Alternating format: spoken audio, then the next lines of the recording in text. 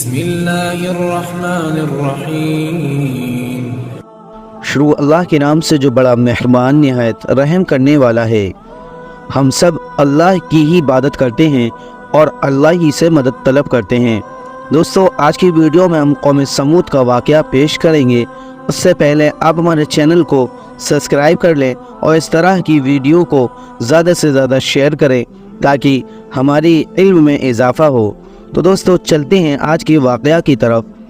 قوم سمود کا ذکر قرآن مجید میں 23 مرتبہ آیا ہے۔ قوم عاد کی ہلاکت کے بعد یہ عرب کے مشہور اور قدیم ترین قوم ہے۔ اس کا نسب حضرت نوح علیہ السلام کے بیٹے سام سے ملتا ہے۔ حجاز و شام کے درمیان وادی قرا کے میدان میں ان کی آبادیاں تھیں، جن کے کھنڈرات و نشانات آج بھی موجود ہیں۔ ان کا دارالحکومت مدینہ طیبہ سے شمال کی طرف مقام حجر میں تھا، جسے اب مدائن صالح کہتے ہیں۔ اس قوم کا زمانہ حضرت ابراہیم علیہ السلام سے پہلے کا ہے۔ یہ اپنے وقت کی مذہب ترقی یافتہ طاقتور اور بڑی مالدار قوم تھی۔ پہاڑوں کو تلاش کر بڑی بڑی عمارتیں بنایا اور سنگ تلاشوں کو بحری مزدوری دے کر بڑے بڑے بت بنوایا کرتی تھی۔ ان کی زندگی کا محبوب مشغلہ تھا۔ ان کے دلوں میں بتوں کی اتنی عقیدت و محبت پیدا ہو گئی تھی کہ اللہ تعالیٰ کو چھوڑ کر انہی کی پوجا کو اپنی نجات کا ذریعہ سمجھنے لگی تھی۔ جب اس قوم کی شرک و بدعت پرستی حد سے بڑھ گئی تو اللہ تعالیٰ نے ان کی ہدایت و اصلاح کے لیے حضرت صالح علیہ السلام کو رسول بنا کر بھیجا۔ پھر حضرت صالح علیہ السلام حضرت ہود علیہ السلام کے تقریباً 100 سال بعد پیدا ہوئے۔ قرآن میں ان کا تذکرہ 8 جگہوں پر آیا ہے۔ اللہ تعالیٰ نے انہیں قوم سمود کی ہدایت و رہنمائی کے لیے بھیجا تھا۔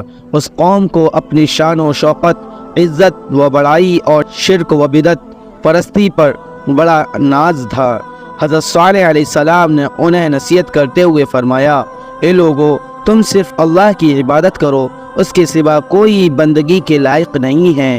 وہ اس پیغام کو حق کو سن کر نفرت کا اظہار کرنے لگے اور حجت بازی کرتے ہوئے نبوت کی سچائی کے لیے پہاڑ سے حاملہ اونٹنی نکالنے کا مطالبہ کرنے لگے۔ حضرت صالح علیہ السلام نے دعا فرمائی، پھر اللہ تعالیٰ نے معجزے کے طور پر سخت چٹان سے اونٹنی پیدا کر دی، مگر اپنی خواہشات کے مطابق معجزے ملنے کے بعد بھی اس بدبخت قوم نے نہیں مانا اور کفر و نافرمانی کی اس حد تک پہنچ گئی کہ اونٹنی کو قتل کر ڈالا، اور اسی پر بس نہیں کیا بلکہ حضرت صالح علیہ السلام کے قتل کا بھی منصوبہ بنا لیا۔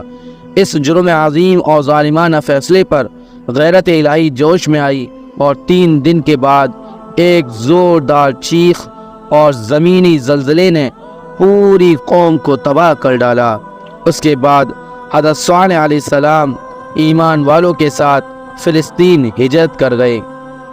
تو دوستو، دیکھا آپ نے کہ اللہ تعالیٰ جب تک مہلت دیتا ہے تب تک ہی مہلت دیتا ہے، لیکن پھر ایک وقت کے بعد اللہ اپنی نافرمانی کرنے والوں کی پکڑ کرتا ہے اور بڑے زلزلے اور بڑی عذاب کے وہ مستحق بن جاتے ہیں۔